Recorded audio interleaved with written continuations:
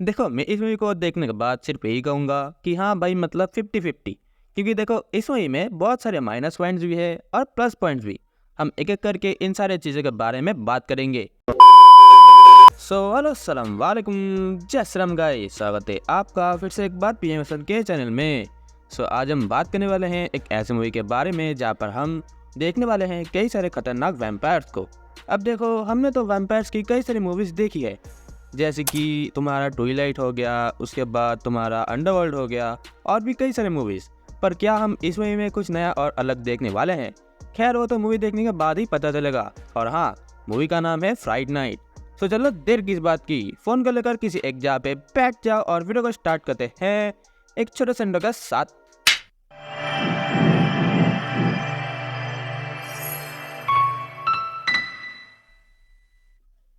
कहानी का शुरुआती दौर में हम वेगा सिटी में देखते हैं चार्ली को, जो कि एक साधारण से जीवन व्यतीत कर रहा है। वो रोज अपने कॉलेज जाता है, अपने दोस्तों के साथ गेड़िया मारता है, और उसकी एक गर्लफ्रेंड भी है जिसका नाम है एमी।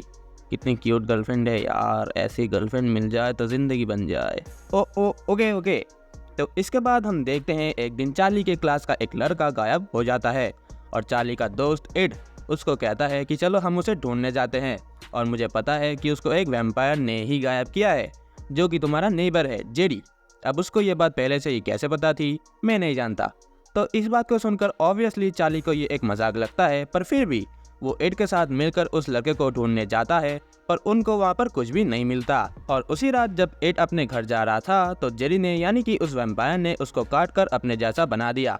अब इसके बाद कई दिनों तक जब एड कॉलेज नहीं आ रहा था, तो चार्ली उसके घर जाता है और उसके लैपटॉप में वो सारे वीडियोस देखता है जो कि एड ने रिकॉर्ड किए थे जेरी के खिलाफ। तब जाकर के चार्ली को ये विश्वास होता है कि उसका नेबर एक वैम्पायर है। अब इसके बाद चार्ली मदद मांगने जाता है पीटर विंसेंट के पास। और मैं तुमको बता दूं कि ये महाशय पहले तो एक वैम्पायर हंटर थे, पर अब वो सिर्फ एक शो चलाते हैं, क्योंकि इसी वैम्पायर हंटर के चक्कर में उनकी पूरी फैमिली तबाह हो चुकी है। इसीलिए पीटर अभी तो उनकी मदद नहीं करता, पर बाद में वो उनकी मदद जरूर करेगा जब वो वैम्पायर चार्ली के परिवार के पीछे पड़ जाएगा। जी हाँ, पीटर से मिलने के बाद चार्ली अपने घर आता है, और तभी वो वैम्पायर इन लोगों पर हमला कर देता है। और यहाँ से जैसे तैसे करके वो लोग सरवाइव कर जाते हैं, और वो लोग फिर से जाते हैं पीटर के पास। पर वो वैम्पायर यहाँ पर भी पहुँच जाता है, और यहाँ से वो चार्ली का गर्लफ्रेंड एमी को उठा ले जाता है। साला ठरकी। खैर, अब इसके बाद हम देखते हैं कि पीटर और चार्ली जाते हैं उस वैम्पायर को मारने विद सम वेपन्स, जैसे कि क्रॉसबो और सेंट माइकल का वो पवित्र हथियार वगैरह वगैरह। अब वहाँ पर जाने के बाद चार्ली देखता है कि उस वैम्पायर ने एमी को भी अपने जैसा बना दिया है। तो इसके बाद चार्ली और पीटर मिलकर बहुत ही मेहनत से उस वैम्पायर को मार देते हैं, और इसी के साथ इस मूवी को एंड किया जाता है। देखो, मैं इस मूवी को देखने के बाद सिर्फ यही कहूँगा कि हाँ भाई, मतलब 50-50। क्योंकि देखो, इस मूवी में बहुत सारे माइनस पॉइंट्स भी है और प्लस पॉइंट्स भी। हम एक एक करके इन सारे चीज़ों के बारे में बात करेंगे। इस मूवी का सबसे बड़ा माइनस पॉइंट है इसके बैकग्राउंड म्यूजिक और उसके डायलॉग्स। इस मूवी में कई जगहों पर कुछ ऐसे बैकग्राउंड म्यूजिक डाले गए हैं जिसको देखने के बाद तुम बोलोगे कि अबे यार, इसकी क्या ही ज़रूरत थी। हाँ देखो, मैं भी ये मानता हूँ कि ये एक हॉरर मूवी है, पर इसका मतलब ये थोड़ी ना है कि तुम इसको पूरी मूवी में ही चला दो।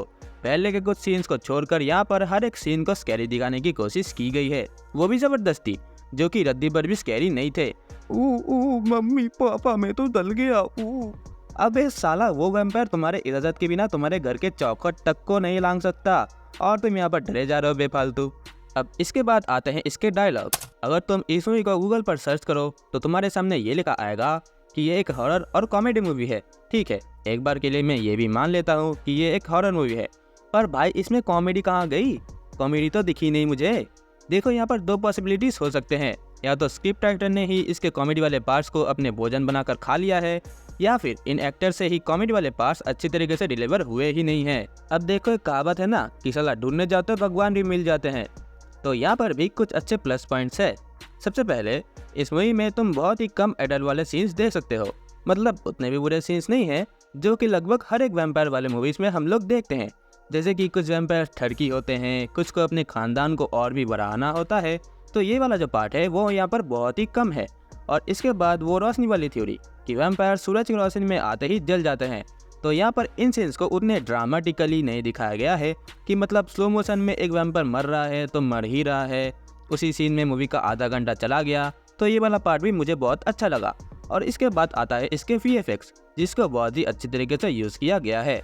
अगर यहाँ पर कुछ मिस्टेक्स भी है तो तुम उसको आंखें बंद करके नज़रअंदाज कर सकते हो।